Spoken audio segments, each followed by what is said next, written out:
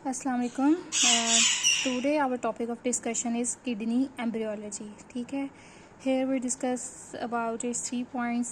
First one is pronephros, second one is mesonephros and then metanephros. ठीक है, according to the diagram let's see, this one is pronephros, this one. ठीक है, और mesonephros, this one duct is mesonephros and then metanephros is this one. ठीक है, प्रोनेफ्रोज होता है, उन्होंने कहा है कि वो 4th वीक ऑफ डेवलपमेंट के अंदर डीजनरेट मतलब डिसअपियर हो जाता है। ठीक है, this one not so important. ठीक है, मीजोनेफ्रोज जो होता है ना, इसमें जो बात याद रखने वाली ये है कि एक तो ये 4th वीक ऑफ डेवलपमेंट के अंदर आता है। ठीक है, मीजोनेफ्रोज ये वाला पार्ट, ये वाला पार्ट। ठीक है, दूसरी ये चीज़ कि ये फर्स्ट सेमेस्टर के अंदर ही क्या करता है कि जो मेल के जेनिटल सिस्टम्स है ना, like Wolffian ducts, forming ductus deference and epididymis. ठीक है, ये चीज़ें मीजोनेफ्रोज बनाता है। ठीक है, फिर उसके बाद आता है हमारे पास मेटानेफ्रोज, जो कि बहुत इंपॉर्टेंट है। ठीक है, अगर ये आपको समझ आ जाए तो इसका मतलब ये है कि किडनी की एम्ब्रियोलॉजी आपको समझ आ गई है। सॉरी।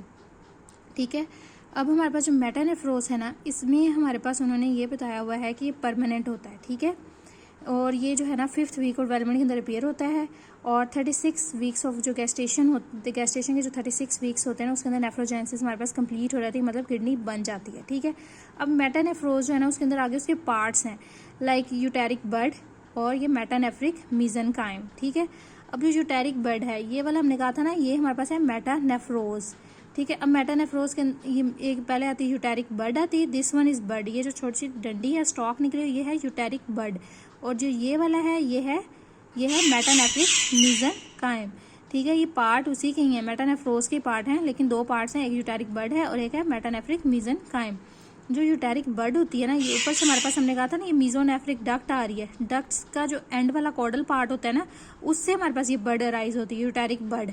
ठीक है, और इसका दूसरा नाम ये होता है मेटानेफ्रिक डायवर्टिकुलम, इसका ये दूसरा नाम होता है मेटानेफ्रिक डायवर्टिकुलम। ठीक है, तो अब इससे हमारे पास, इससे भी हमारे पास किडनी के स्ट्रक्चर्स बनते हैं। ठीक है, here I made a diagram for you, like this one is glomerulus है। ठीक है, और ये जो है हमारे पास ये सारा नेफ्रॉन बना हुआ है, आगे किडनी है। ठीक है, ये हमारे पास है प्रॉक्सिमल कन्वोल्यूटिव ट्यूब्यूल, ये सेंडिंग, ये डिसेंडिंग, और ये कलेक्टिंग डक्ट के बाद ही हमारे पास आती है किडनी के अंदर ये आते हैं, ये कैलिसिस होते हैं, कैलिसिस। ठीक है, कैलिसिस के बाद हमारे पास ये जो आता है, ये होता है पेल्विक एरिया, पेल्विक के बाद आगे हमारे पास यूरेटर स्टार्ट होता है। ठीक है, अब ये जो है हमारे पास यूटेरिक बर्ड, जो मेटानेफ्रिक डायवर्टिकुलम है, ये क्या करता है जी, ये हमारे पास कुछ स्ट्रक्चर्स बनाता है किडनी के। ठीक है, कौन कौन से स्ट्रक्चर्स बनाता है, वो ये बनाता है, ये कलेक्टिंग डक्ट बनाता है, ये कैलिसिस बनाता है, ये पेल्विक एरिया बनाता है, ये यूरेटर बनाता है। ठीक है, ये डायग्राम आप अपने जहन में रखेंगे, देन आपको ये इजीली स्ट्रक्चर समझ आ जाएगा। ठीक है,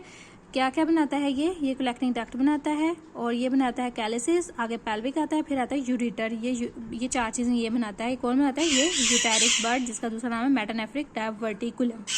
ठीक है, अच्छा, अब हमारे पास दूसरी चीज आती है मेटानेफ्रिक मीजनकाइम। चलें इसको साथ रीड कर लेते हैं। Derive from caudal end of mesonephric duct. ठीक है, जैसे मैंने बताया था कि ये जो यूटेरिक बर्ड है, ये मीजोनेफ्रिक डक्ट है, उसके कॉर्डल एंड से ये हमारे पास अराइज होती है। ठीक है, give rise to ureter, pelvises, calyces, collecting ducts. ठीक है, जैसे मैंने आपको बताया कि कलेक्टिंग डक्ट को, कैलिसिस को, ये पेल्विक एरिया को और यूरेटर को, ये 4 चीज़ों को ये यूटेरिक बर्ड रेज करती है। ठीक है, और fully canalized by week 10th of development, और 10 वीक ऑफ डेवलपमेंट के अंदर ये हमारे पास कैनलाइज भी हो जाती हैं। ठीक है, फिर आगे आता है हमारे पास यूटेरिक बर्ड के बाद आता है मेटानेफ्रिक मीजनकाइम। ठीक है, अब जो मेटानेफ्रिक मीजनकाइम है ना, इसका दूसरा नाम है मेटानेफ्रिक ब्लास्टीमा। ठीक है, अब जो है ना ureteric bud interacts with this tissue. अब ये जो यूटेरिक बर्ड होती है ना, वो इसके साथ इंटरेक्ट करती है। ठीक है, इंटरेक्ट करके तो डिफ्रेंशिएट हो जाती है। अब ये जो है ना, ये भी हमारे पास कुछ नेफ्रॉन की कुछ चीज़ें बनाती है, लाइक ग्लोमेरुलस से लेकर जो बाकी हमारे पास रिमेनिंग बचा था ना, वो हमारे पास मेटानेफ्रिक मीजनकाइम बनाएगी। ठीक है, ये तो हमारे पास ग्लोमेरुलस था, यहाँ से एफरेंट आ रहे थे। ठीक है, और यहाँ से ग्लोमेरुलस निकल नहीं कर रहे तो इफ्रेंट बन रहे थे। ये ग्लोमेरुलस, ये नेफ्रॉन है सारा, ये प्रॉक्सिमल, ये सेंडिंग और ये डिसेंडिंग। यहाँ तक ग्लोमेरुलस से लेके ये डिसेंडिंग कलेक्टिंग डक्ट्स तक हमारे पास ट्यूब्यूल्स तक हमारे पास क्या बनेगा, कौन बना रहा है, ये बना रहा है मेटानेफ्रिक ठीक है। इसका जो नाम है वो है मेटानेफ्रिक मेसेनकाइम, ये हमारे पास बना रहा था। ठीक है, अगर इनके आपस में जो कनेक्शन है, इनकी जो इंटरेक्शन है आपस में, ये यूटेरिक बर्ड की या मेटानेफ्रिक मेसेनकाइम की, ठीक है, तो हमारे पास जो है ना, अगर इनका कनेक्शन ख़राब हो जाए तो हमारे पास एजेनेसिस हो सकती है या मल्टीसिस्टिक डिस्प्लास्टिक किडनी हो सकती है। ठीक है, अच्छा, उसके बाद हमारे पास जो लास्ट पॉइंट इसके अंदर रह गया है वो है ये यूटेरोपेल्विक जंक्शन। अब ये क्या चीज़ है? ये जो यूटेरोपेल्विक जंक्शन, जैसे मैंने इस डायग्राम में आपको ये बताया था कि ये कैलिसिस हैं, आगे ये पेल्विक है, आगे यूरेटर आ रहा है। ठीक है, दिस वन, ठीक है, यूरेटर आ रहा है। अब ये यूरेटर और पेल्विक, ये है यूटेरोपेल्विक जंक्शन। ठीक है, अब अगर सबसे इसके अंदर इंपॉर्टेंट जो बात ये है यूटेरोपेल्विक जंक्शन के अंदर याद करने वाली, वो ये है कि सबसे लेट कैनलाइज ना इसके अंदर, क्योंकि ये नैरो पार्ट होता है किडनी का, ये नैरो पार्ट है, यूटेरोपेल्विक जंक्शन नैरो पार्ट है। ठीक है, इसके अंदर कैनाल जो होती है वो नैरो होती है।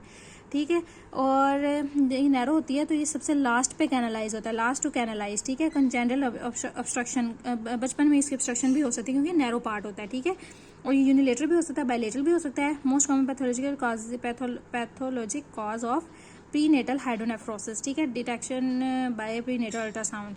इसके अंदर मतलब ये देखें, अगर ये जो जंक्शन है, ये पेल्विक और यूरेटर का जंक्शन अगर ये हमारे पास ब्लॉक हो गया है, ठीक है, तो पीछे हाइड्रोनेफ्रोसिस हो जाएगी, आगे यूरिन जाएगा नहीं क्योंकि कैलिसिस यूरिन बना रही है, आगे यूरिन जाएगा नहीं, पीछे हाइड्रोनेफ्रोसिस हो जाएगी। ठीक है, अगर हम इसका प्रीनेटल अल्ट्रासाउंड कराएंगे तो अब हमारे पास इसका पता चलेगा। ठीक है, ये क्या था हमारे पास? Ureteropelvic junction. This one is a kidney embryology. ठीक है, ये इसका ये ऊपर वाला पार्ट था, ये किस तरह हमारे पास ये नेफ्रॉन बना, नेफ्रॉन के कौन कौन से पार्ट कौन बना रहा था और कब इसकी कैनलाइजेशन हो रही है। इंपॉर्टेंट पॉइंट इसके अंदर यही था कि आपने लास्ट टू कैनलाइज कौन सा होता है? यूटेरोपेल्विक जंक्शन लास्ट टू कैनलाइज होता है। ठीक है, नेक्स्ट हमारे पास क्या आ जाता है? नेक्स्ट हमारे पास आता है पोर्टर सीक्वेंस। पोर्टर सीक्वेंस का आपने क्या याद जहन में रखना है? इसका जहन में आपने ये रखना है कि जब बेबी जो है अपना यूरिन नहीं बना पाता, ठीक है, थोड़ा बनाता है और पी नहीं पाता, उसको कहते हैं पोर्टर सीक्वेंस।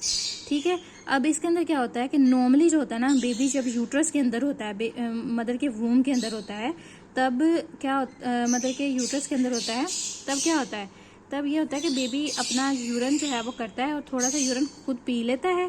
ठीक है, जिससे उसके लंग्स की डेवलपमेंट होती है। ये नॉर्मल बात है कि वो पीता है। ठीक है, ये नॉर्मलिटी नहीं है, थोड़ा सा खुद पीता है और थोड़ा सा यूट्रस के अंदर चला जाता है, जिससे उसको फ़ायदा ये होता है कि यूट्रस का जो प्रेशर है ना वो उसके ऊपर नहीं पड़ता। वो पानी जो है ना, हम कहते हैं पानी आपके अंदर ओलिगो है या पोली है, तो वो उसी पानी उसी यूरिन की वजह से वो बनता है। ठीक है, अच्छा, एक वो वजह होती है कि उस वजह से बनता है कि बेबी यूरिन करता है तो उस वजह से बनता है। ठीक है, लेकिन यहाँ पे ये है कि जो बेबी है ना, उसको वो यूरिन बना नहीं पा रहा, कम बना पा रहा है। ठीक है, जिसकी वजह वो पी नहीं पा रहा, जिसकी वजह से, और नॉर्मली उसके लंग्स की डेवलपमेंट होती है, जब वो पीता है तो उसके लंग्स की डेवलपमेंट होती है।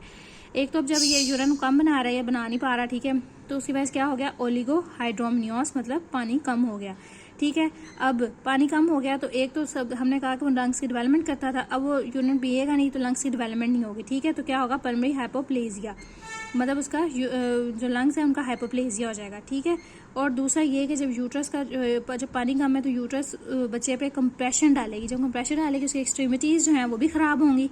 ठीक है, उस एक्सट्रीमिटीज़ पे इफेक्ट पड़ेगा, लिम्ब डिफॉर्मिटीज़ होंगी। ठीक है, और फेशियल अनोमलीज भी होंगी। उसके अंदर क्या होगा? उसके कान जो है वो लो सेट ईयर्स होंगे, नीचे नॉर्मल पोजीशन से नीचे होंगे उसके। ठीक है, रेट्रोगेनेथिया होगा, फ्लैटेंड नोज होगा।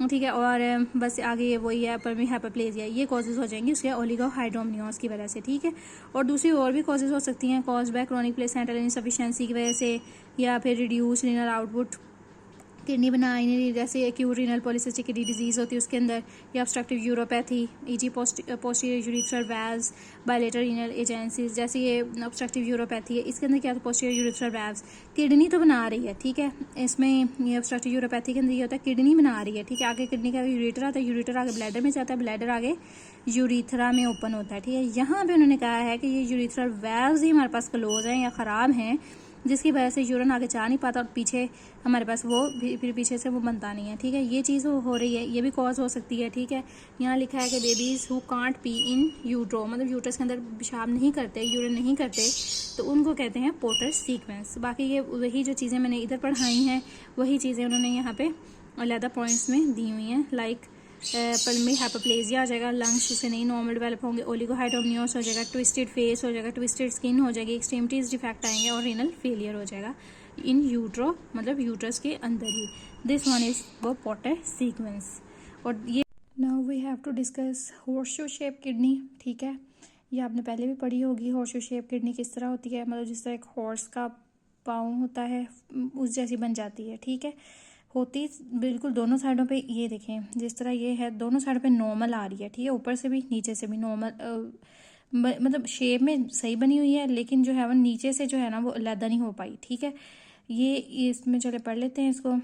इसमें क्या होता है, inferior pole of both kidneys fuse abnormally. ठीक है, इन्फीरियर पोल्स होते हैं वो फ्यूज एबनॉर्मली फ्यूज कर जाते हैं। ठीक है, ये पहले हमारे पास लोअर एब्डोमेन में होती है, बाद में इसने आपस में अलहदा हो गई तो इसने ऊपर आना होता है। ठीक है, तो लेकिन ये अब ये फ्यूज हो गई है और ये ट्रैप हो जाएगी हमारे पास। यहाँ से एक नर्व इसके ऊपर से गुजरी होती है जिसे हम कहते हैं inferior mesenteric artery, sorry artery गुजरी होती है जिसे कहते हैं इन्फीरियर मेसेंटेरिक आर्टरी। ठीक है, अब ये इंपॉर्टेंट एमसीक्यूज है हमारे पास कि ये इन्फीरियर मेसेंटेरिक आर्टरी के नीचे इंट्रैप हो जाती है। ठीक है, और as they ascend from pelvis during fetal development, horseshoe shaped kidneys get trapped under inferior mesenteric artery and remain low in the abdomen, और हमेशा नीचे ही एब्डोमेन में रहती हैं। ठीक है, ये नॉर्मल होती हैं, फंक्शन नॉर्मली करती हैं। ठीक है, kidneys can function normally but associated with, ठीक है, फंक्शन नॉर्मली कर सकती है, लेकिन इनके साथ कभी कभार ऐसे हो सकता है कि हाइड्रोनेफ्रोसिस हो सकती है, कोई इन्फेक्शन हो सकता है, या रीनल स्टोन्स हो सकते हैं। हाइड्रोनेफ्रोसिस वो यूटेरोपेल्विक जंक्शन ऑब्स्ट्रक्शन हो सकती है, या फिर रीनल स्टोन्स हो सकते हैं, इन्फेक्शन हो सकता है, increase risk of renal cancer हो सकता है। ठीक है, और हायर इंसिडेंस जो होता है ना वो ये हॉर्सशू शेप किडनीज का वो होता है टर्नर सिंड्रोम के अंदर, और ये 13, 18 ट्राइसोमी जो 21 होती है वही टाउ एडवर्ड और डाउन सिंड्रोम के अंदर, इनके अंदर भी हो सकती है, ज़्यादा टर्नर के अंदर होता है। ठीक है, ये भी इंपॉर्टेंट एमसीक्यूज है आपका। ये हॉर्सशू शेप किडनी थी आपकी। ठीक, फिर उसके बाद आता है congenital solitary functioning kidney. Solitary का मतलब आपको पता है कि अकेली। ठीक है, इसके अंदर क्या होता है कि जो किडनी है ना वो एक जो होती है एक बनती नहीं है, और जो दूसरी बनती है वो फंक्शन कर करके वो उसका जो है ना वो हाइपरट्रॉफी हो जाती है। ठीक है, दूसरी किडनी की बस ये चीज़ होती है कि जो एक फंक्शनिंग किडनी है उसकी हाइपरट्रॉफी हो जाती है और वो अकेली ही काम करती है, और इसे हम प्री नेटल अल्ट्रासाउंड के जरिए देख सकते हैं। जैसे रीड कर लेते हैं, condition of being born with only one functioning kidney, एक ही फंक्शनिंग किडनी थी। मेजॉरिटी एसिम्टोमेटिक पेशेंट्स होते हैं with compensated hypertrophic contralateral kidney. ठीक है, एसिम्टोमेटिक होते हैं, कईयों को नहीं, कोई मसला नहीं हो रहा था, but anomalies in contralateral kidney are common, often diagnosed prenatally via ultrasound. Ultrasound के जरिए हम प्रीनेटली इसको डायग्नोस कर सकते हैं कंजेंटल सॉलिटरी फंक्शनिंग किडनी को। देन हमारे पास आ जाती है यूनिलेटरल रीनल एजेनेसिस। ठीक है, अब इसके अंदर क्या होता है, जब हमने इधर पढ़ा था ना कि जो रीनल किडनी की फॉर्मेशन है वो हमारे पास ये यूटेरिक बड से हो रही है। अगर आपने ये अच्छे से समझ लिया तो फिर आपको ये इजीली समझ आ जाएंगे। ठीक है, अब इसके अंदर क्या होता है कि यूनिलेटरल रीनल एजेनेसिस के अंदर कि जो ये जो है ना यूटेरिक बड, ये वाली जो यूटेरिक बड थी ये हमारे पास बनेगी नहीं। जब ये नहीं बनेगी तो आगे जो ये हमारे पास मेटानेफ्रिक मेसेनकाइमस के साथ ये डिफरेंशिएशन करती थी ना, तो वो आगे डिफरेंशिएशन भी नहीं होगी इसके अंदर। ठीक है, ureteric bud fails to develop and induce differentiation of metanephric mesenchyme. ठीक है, और जिसकी वजह से ना हमारे पास किडनी बनेगी, ना ही आगे किडनी के बाद ना ही हमारे पास ये किडनी बनेगी, ना ही आगे जो यूरेटर बन रहा था वो नहीं बनेगा, क्योंकि ये दोनों ना बड बनी है ना आगे मेसेनकाइम के साथ उसकी डिफरेंशिएशन हुई है। ठीक हो गया। अब आगे हमारे पास आता है मल्टी सिस्टिक डिस्प्लास्टिक किडनी। ये भी इस जैसे ही है, लेकिन इसके अंदर ये सिर्फ ये चेंज आता है कि इसके अंदर यूटेरिक बड बन जाती है, लेकिन जो ये इसकी जो है ना यूटेरिक बड की आगे ये मेटानेफ्रिक मेसेनकाइम के साथ जो डिफरेंशिएशन होती है वो नहीं होती। इसके अंदर ये यूनिलेटरल रीनल एजेनेसिस के अंदर तो दोनों चीज़ें नहीं बन रही थी ना, इसके अंदर सिर्फ एक चीज़ बन रही है, लेकिन जो है ना डिफरेंशिएशन नहीं हो पा रही, जिसकी वजह से ये है कि किडनी तो बन जाती है लेकिन वो एबनॉर्मल होती है। ठीक है, उसके अंदर सिस्ट बन जाती है और कनेक्टिव टिश्यू होता है। ठीक है, और ये ज़्यादातर predominant non hereditary and usually unilateral होती है। अगर बायलेटर होगी तो हमारे पास पोर्टर सीक्वेंस आ जाता है, ये जो हमने पीछे पोर्टर सीक्वेंस पढ़ा था वो पोर्टर। ठीक है, ये हो गया हमारे पास मल्टीसिस्टिक डिस्प्लास्टिक किडनी। फिर आता है डुप्लेक्स कलेक्टिंग सिस्टम। ये क्या होता है, इसके अंदर क्या होता है कि जब भी हमारे पास ये जो है ना ये हमारे पास एक सिंगल निकली हुई है ना, सिंगल यूटेरिक बड। ठीक है, लेकिन ये जब डुप्लेक्स कलेक्टिंग सिस्टम होता है ना उसके अंदर ये जो यूटेरिक बड है इसके दो इस तरह मुंह बन जाएंगे, दो मुंह बनेंगे, तो आगे दो, फिर वो दो ही डिफरेंशिएट करेंगे इसके साथ, और फिर दो यूरेटर बन जाएंगे, फिर आगे कॉम्प्लिकेशंस आएंगे उसकी। ठीक है, ये चीज़ है इसके अंदर duplex collecting system. Bifurcation of ureteric bud before it enters the metanephric blastema creates Y shape bifid ureter. ठीक है, ऐसे वाई शेप बाइफिड यूरेटर बन जाएगा। Duplex collecting system can alternatively occur through two uteric buds reaching and interacting with metanephrine blastema। जैसे मैंने आपको बताया कि यहाँ पे पहले ये सिंगल था ना, अब यहाँ पे इसके दो मुंह बन जाएंगे वाई शेप। ठीक है, वो इसके साथ डिफरेंशिएट करेंगे मेटानेफ्रिक मेसेनकाइम या मेटानेफ्रिक ब्लास्टीमा जो उसका दूसरा नाम है उसके साथ डिफरेंशिएट करेंगे। ठीक हो गया। फिर आगे हमारे डिफ्रेंशिएट करें आगे उन्होंने क्या कहा है, उन्होंने कहा है कि स्ट्रॉन्गली एसोसिएटेड विद, इसके अंदर क्या आता है जब दो बन जाएंगे तो स्ट्रॉन्गली एसोसिएट करेगा वेजिको यूरिटर रिफ्लक्स होगा उसके साथ, या यूरिटर ऑब्स्ट्रक्शन होगी, यूटीआई के चांसेस ज़्यादा हो जाएंगे और पेशेंट विद हाइड्रोनेफ्रोसिस। ठीक हो गया। फिर आगे हमारे पास पोस्टीरियर यूरिथ्रल वैल्व्स। अब पोस्टीरियर यूरिथ्रल वैल्व्स क्या सीन होता है, उन्होंने कहा है कि जो यूरिथ्रा होता है ना, ये यूरिथ्रा, उन्होंने कहा यूरिथ्रा के ऊपर ना एक पोस्टीरियर यूरिथ्रल मेम्ब्रेन होती है। ठीक है, वो आगे जैसे हमारी एज इंक्रीज होती जाती है ना, तो वो हमारे पास खत्म हो जाती है, डिस्टिंग्विश हो जाती है, ठीक है, डीजनरेट हो जाती है। लेकिन बाज़ केसेस ऐसे होते हैं जिसके अंदर वो पोस्टीरियर यूरिथ्रल मेम्ब्रेन जो होती है ना, इसके ऊपर होती है, पोस्टीरियर यूरिथ्रा के ऊपर, ठीक है, वो परसिस्ट करती है और वो आगे काम करती है as a posterior urethral valve के तौर पर। ठीक है, वो परसिस्ट करेगी पोस्टीरियर यूरिथ्रल वाल्व के तौर पे, जिसकी वजह से हमारे पास ये जो है ना यूरिथ्रा जो होता है वो हमारे पास ऑब्स्ट्रक्ट हो जाएगा। जब ये ऑब्स्ट्रक्ट हो जाएगा तो पीछे ब्लैडर ऊपर आता है, ब्लैडर हमारे पास डिस्टेंड हो जाएगा, हाइपरट्रॉफी हो जाएगी ब्लैडर की। ब्लैडर के पीछे यूरिटर होता है, उसका हमारे पास क्या कहते हैं हाइड्रो यूरिटर होता है। जब ये ऑब्स्ट्रक्ट हो गया तो इस पीछे सारा हमारे पास प्रेशर पीछे को जाता जाएगा, हाइड्रो यूरिटर हो जाएगा और किडनी की हाइड्रोनेफ्रोसिस हो जाएगी। बस यही चीज़ इसके अंदर सारी लिखी हुई है कि membrane remnant in posterior urethra in males, वही मेम्ब्रेन जो मैंने आपको बताया कि वो रिमेन रह जाती है। ठीक है, it persistent can lead to urethra obstruction, urethra की ऑब्स्ट्रक्शन हो जाती है, diagnose prenatally by bilateral hydronephrosis. और इसके अंदर क्या होता है कि दोनों, सिर्फ एक ही नहीं खराब होगा, अब एक के अंदर हाइड्रोनेफ्रोसिस, दोनों के अंदर हाइड्रोनेफ्रोसिस होगी। ठीक है, एंड डायलेटेड और thick bladder on ultrasound, ultrasound में हमें नजर आएगा, ये अल्ट्रासाउंड में हम देखेंगे तो दोनों किडनी से हाइड्रोनेफ्रोसिस हुई, उसमें हमें पता चलेगा ये पोस्टीरियर यूरिथ्रल वाल्व परसिस्ट कर गया है। ठीक है, severe obstruction in fetus associated with oligohydramnios होगा, most common cause of bladder outlet obstruction in male infants. ठीक है, ये ज़्यादातर मेल इन्फेंट्स के अंदर होती है। फिर आगे आता है वेजिको यूरिटर रिफ्लक्स। वही ये वेजिको यूरिटर, जैसे as name shows VUR vesico ureter reflux. इसके अंदर क्या होता है कि जो ब्लैडर है ना, उसका जो यूरिन का फ्लो है वो पीछे को, यूरिन ट्रैक के अंदर पीछे को जाना शुरू कर देता है, इसको कहते हैं वेजिको यूरिटर रिफ्लक्स। ठीक है, इसकी कॉजेज भी हो सकती हैं, प्राइमरी भी है, सेकेंडरी भी है, अभी पढ़ लेते हैं इसको। Retrograde flow of urine from bladder toward upper urine track. ठीक है, फ्लो ऑफ यूरिन हो गया अपर यूरिन ट्रैक की तरफ बैकवर्ड, इसको कहते हैं वेजिको यूरिटर रिफ्लक्स। अब इसके कॉजेज क्या हो सकती हैं, abnormal insufficient insertion ureter with in the vesicular wall, ureterovesical junction. ठीक है, इसमें उन्होंने क्या कहा, ये यूरिटर है ना, या तो वो उन्होंने कहा एबनॉर्मल, इस ब्लैडर के अंदर एबनॉर्मली गया हुआ है, मतलब सही तरीके से उसका वैल्व अंदर नहीं गया, थोड़ा सा बाहर, जिसकी वजह से रिफ्लक्स हो रहा है। ठीक है, और दूसरा ये जो है, और secondary due to abnormally high bladder pressure, या फिर ब्लैडर का बहुत ज़्यादा प्रेशर है जिसकी वजह से रेट्रोग्रेड फ्लो हो रहा है यूट्रोफजाइकल जंक्शन में। ठीक है, increase risk of recurrent UTIs, इसके बार बार यूटीआईज के चांसेस हो सकते हैं वेजिको यूरिटर रिफ्लक्स में। ठीक है, ये चीज़ थी इसके अंदर।